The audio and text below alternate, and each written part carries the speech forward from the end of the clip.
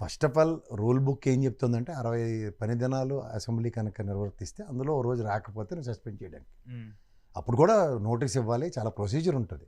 అంతేగాని వీళ్ళకి నచ్చట్లేదు కాబట్టి అండి 175 గెలిచేస్తే ఏడు చేస్తారు. ఇప్పుడు 124 గెలిచి 7 పీకి మంది వేస్తున్నారు, ఇంకో 175 గెలిచి 7 చేస్తారు. మన పులివెందులోనూ ఒంటిమేట ఎలక్షన్స్ చూసాం కదా, అదే ప్రాతిపదిక మీద ఎలక్షన్ పెట్టుకుందాం వాళ్ళు దానికి సిద్ధపడి ఉన్నారు. రాజీనామా చేస్తాం ఏమవుతుందో అది చూసుకుందాం. ఆ 11 మందిని కూడా తీసేయాలని చెప్పేసి తీసేస్తే ఏడు చేస్తారు. ఇప్పుడు 124 ఉన్నారు, మీరే ఉన్నారు, సభ నిండా కలకల్లా ఆడుకుంటున్నాం, ఏడు చేస్తున్నారు. అడిగేవాళ్ళు లేరు, చెప్పేవాళ్ళు అడిగేవాళ్ళు లేరు. నేను బోండవమ్మ నిలబడి అడిగితే ఏడు చెప్తున్నారు. ఒక్కొక్క పక్క బోండవమ్మ దొల్లగొట్టి దూపం వేస్తాడు, ఒక పక్క దూలిపోయిన 400 ఆయన ఎవరండి తెలుగుదేశానికి వెన్నుపోటు పొడిచిన, నిజమైన వెన్నుపోటు పొడిచిన వాళ్ళ అబ్బాయికి ఆయన దూపం వేసాడు.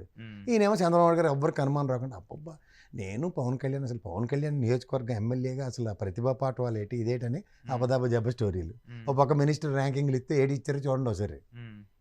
ఇవన్నీ కనబడుతుంటే ఏడు నుంచి ఏడమాడతారు సార్. ఇవన్నీ మనకి తెలియని మలయ రాజకీయాలు, ఈ మలంపట్టి రాజకీయాలు చూస్తూనే ఉన్నాం. ఓ పక్క క్షేత్రస్థాయిలో చెదగొట్టి ఏం చేస్తున్నారో కూడా అర్థం కాని నిస్సాయ స్థితిలో జనసేన కార్యకర్తలు సైనికులు ఉన్నారు. ఆయన పట్టుకుని వచ్చి ఇక్కడ మీరు 15 ఏళ్ళు మీ కిందన నా కిందన అంటే నీకు గతి లేక ఉంటున్నావు.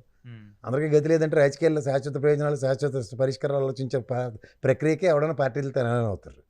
సో ఇవన్నీ గమనిస్తున్నప్పుడు ఏమవుతుంది, అసెంబ్లీకి రమ్మని మీరు ఛాలెంజ్లు చేస్తున్నారు. బీఎస్సీ మీటింగ్లో ఎస్ ప్రతిపక్ష హోదా ఇవ్వం, వెరీ గుడ్, ఇవ్వకండి, ఒకటి మాకు అక్కర్లే కూడా. ప్రతిపక్ష లీడర్ స్టేటస్ ఇవ్వద్దు, వెరీ గుడ్. ఈక్వల్ అని టైం ఇవ్వాలి కదా, ముఖ్యమంత్రి గారు కూడా మాట్లాడతారు, ఆ టైం ఇస్తాం, మాట్లాడండి. అదే పని చేశారు కదా గతంలో. 26 స్థానాలకు పరిమితమైన కాంగ్రెస్కి అపోజిషన్ లీడర్ ఇవ్వలేదు, అపోజిషన్ స్టేటస్ ఇవ్వలేదు, కానీ అపోజిషన్ పార్టీకి ఇచ్చిన సమయం ఇచ్చి మాట్లాడమన్నారు. అది చేయండి. ఇప్పుడు నేను ఇక్కడ కూర్చొని మాట్లాడలేదు, మీరు అడిగారంటే ఓ పాత, మీరు ఒక యంగ్ జర్నలిస్టు, నేను చదువుకున్న జర్నలిస్ట్గా మనకి హాఫ్ నాలెడ్జ్. కానీ 40 సంవత్సరాల పార్టీ లెగసీలో దగ్గర చంద్రబాబు గారి కన్నా సీనియర్ మోస్ట్ అయిన అయ్యన్న పాత్రుడు గారు, రామారావు గారు ఆయన నుంచి పనిచేస్తున్నాయని రూల్ బుక్లు, తెలుగుదేశం నిజంగా పనిచేసే విధానం ఇది తెలియకుండా మాట్లాడుతున్నారైనా. అంటే పవన్ కళ్యాణ్ కంటే ఏది తెలియదు కాబట్టి సార్ ఇది పెపేగా ఉంటుంది సార్, ఈ జర్మనీ అని చెప్పిండి మేము ట్రోలింగ్లు చేసేస్తాం వాళ్ళకని చెప్పుకుంటే ఆయన అయితే అమాయకుడు కాబట్టి మాడతాడు.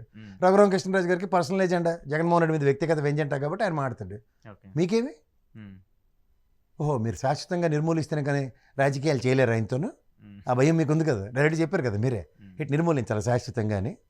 అంటే 124 గెలిచి కూడా మీకు తృప్తి లేదు. అంటే జగన్మోహన్ రెడ్డి ఇంకా గెలిచాడు, జగన్మోహన్ రెడ్డికి సంబంధించి ఎంతో కొంత వాయిస్ బయట వినిపిస్తుందని చెప్పేసి ఆబ్వియస్లీ. ఇప్పుడు వీళ్ళ పార్టీ చరిత్రలో ఇప్పుడు దానికి మెడికల్ కాలేజీలు తీసుకోండి, లేకపోతే ఏ వ్యవస్థ అయినా సరే వీళ్ళు నిర్మించింది ఏమైనా ఉందంటే ఏదీ లేదు. ఇవాళ ఈ జగన్మోహన్ రెడ్డి ట్రాక్ రికార్డు చూస్తుంటే 17 మెడికల్ కాలేజీలో వాళ్ళంతటి వాళ్ళే ఫేజ్ 1 ఫేజ్ 2 కింద వాళ్ళే డిక్లేర్ చేశారు, పేర్లు పెట్టడానికి కూడా సిద్ధమయ్యారు. ఫస్ట్ ఓట్ ఆన్ అకౌంట్ బడ్జెట్లో 241.83 లక్షలు అలకేట్ చేశారు.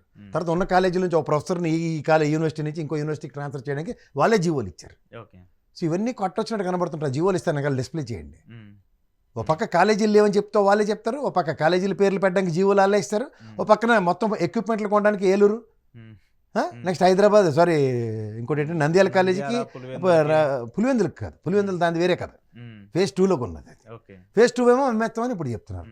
అసలు నాకు తెలియక అడుగుతాను, మీరు ఒరిజినల్ మొనాటమీ ఆఫ్ తెలుగుదేశాన్ని వ్యాపారవేత్తలను తెచ్చి నెత్తికెట్టించారు, సోజనా సోదరిని, సీఎం రమేష్ని, నారాయణని. వాళ్ళిద్దరిని వదిలించుకున్నారు. దరిద్రం అంటే ఈ నారాయణ ప్రాణాలు తినేస్తాను, ప్రతిదీ వ్యాపారమే. మీకు ఒక మార్క్ క్రియేట్ లేనప్పుడు మార్క్ కోసం క్రాల్ చేయాలి ఎవడన్నా. ఎస్ జగన్మోహన్ రెడ్డి ఈ మిగిలిన కాలేజీలు కంప్లీట్ చేయకపోయినందుకు ఎన్టీఆర్ విశ్వవిద్యాలయాల తరహా మనం ఎలా పెడతామో చూడండి అని చెప్పి పడపడ పని చేసుకెళ్ళొచ్చు కదా. దగ్గర 6,100 కోట్లు కావాలి అగ్రిగేట్న. మీరు కూటమిలోనే ఉన్నారు. ఇప్పుడు బీజేపీ మీద ప్రెషర్ పెట్టి 139.50 లక్షలు ఇచ్చారు ఒక కాలేజీకి.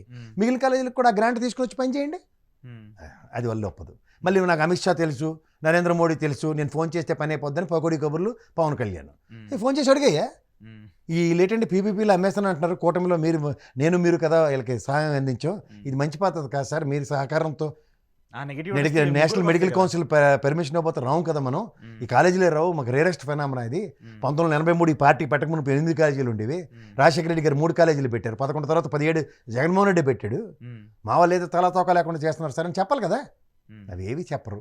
యువతలు బీజేపీ వాళ్ళు విష్ణు కుమార్ ఏంటంటే టిడ్కో ఇల్లు 100 కోట్లు ఇచ్చేస్తే అయిపోద్ది, జగన్మోహన్ రెడ్డి చేయలేదు, మీది అవ్యాసమే కదా.